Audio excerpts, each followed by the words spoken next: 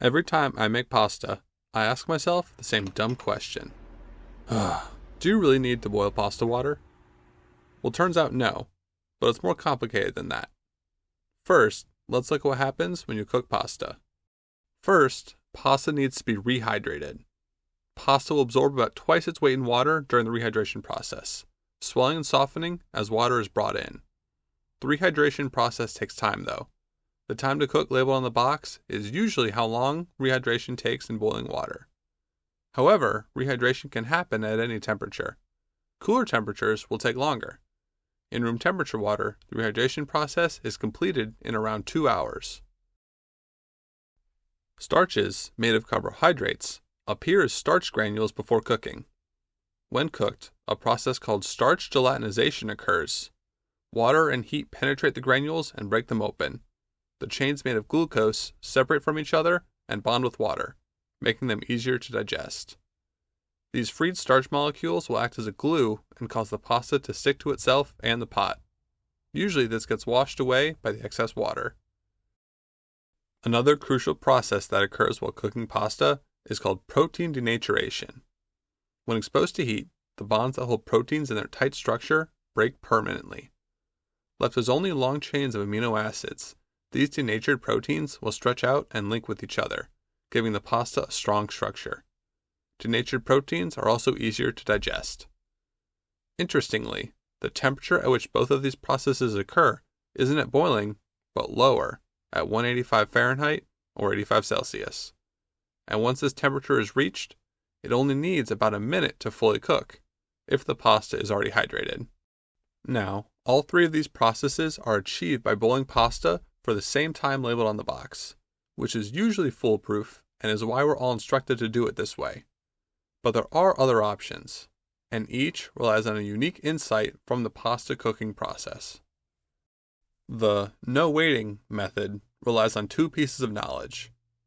First, pasta absorbs only 1.8 times its weight in water. As long as you use only a little more than that, the pasta will absorb all the water it needs without wasting time or energy on heating the rest of the water. Second, because the other cooking processes start at 185 Fahrenheit, we can start the cooking time on the box when we reach this temperature. Okay, here's the process. Put your dry pasta in the pot and fill it with water until it's covering all the pasta, then a little past that. Then, put it on the stove on full heat. Monitor the temperature, and once it reaches the magical 185, start the timer to cook for the amount of time labeled on the box. Because there's less water, you'll reach temperature much faster. However, be aware you'll have to stir more than normal to keep the pasta from sticking, as the starches are more concentrated. After the timer goes off, strain, and your pasta will be fully hydrated, gelatinated, and denatured. Or cooked. Sorry Mormons, not that. The soaking method rehydrates the pasta completely ahead of time. Then, we can cook the pasta for the true minimum amount of time at the minimum temperature, 1 minute at 185. And because the pasta is already rehydrated, we only need enough water in the pot to transfer heat efficiently. To start, soak the pasta in room temperature water. Let it sit for around 2 hours. When it's done, it'll be soft and look paler than cooked pasta. Strain, then put the soaked pasta into the pot. Add just enough water to cover the pasta. Heat the pot to 185 and stir for 1 minute. Strain again and you're done. With just a little bit of planning ahead, this method saves the most time. And for those of you min-maxing your carbon footprint, this one will save the most energy too, and by a lot. So there you go, 2 methods that, in theory, are way faster. Now it's time to put them into practice and see how much time it saves us. I cooked 3 boxes of Kraft macaroni and cheese using all 3 methods. To start, I boiled a pot of water but poured it out.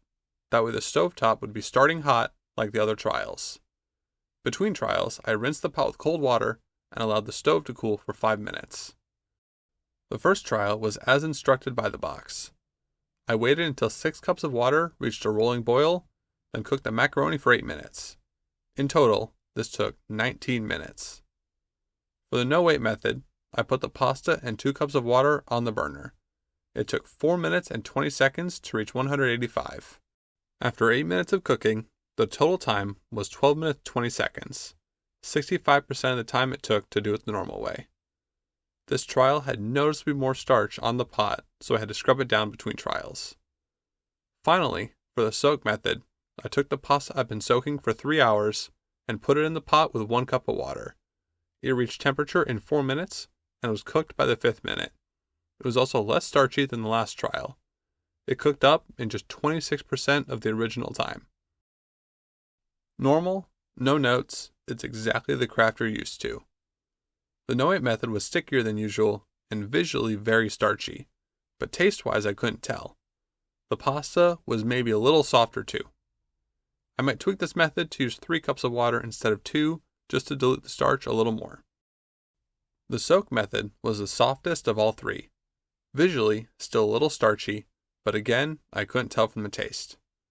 Lastly, just out of curiosity, I set aside some of the uncooked soaked pasta. It was gross, doughy, and super squishy. It had kind of an off taste. Anyway, going back to comparing the 3, I'd say all were acceptable, and they all combined to make one killer pot of mac and cheese. So, lessons from this. I think I'll make my pasta using a form of the no-wait method. It saves time without planning ahead. The soak method probably isn't for me, but if you're super conscious about how much energy you use, I could see this being a valuable method. It was fully cooked in 1 minute with almost no noticeable difference. Does this change how you're going to cook your pasta? Let me know. Thanks for watching.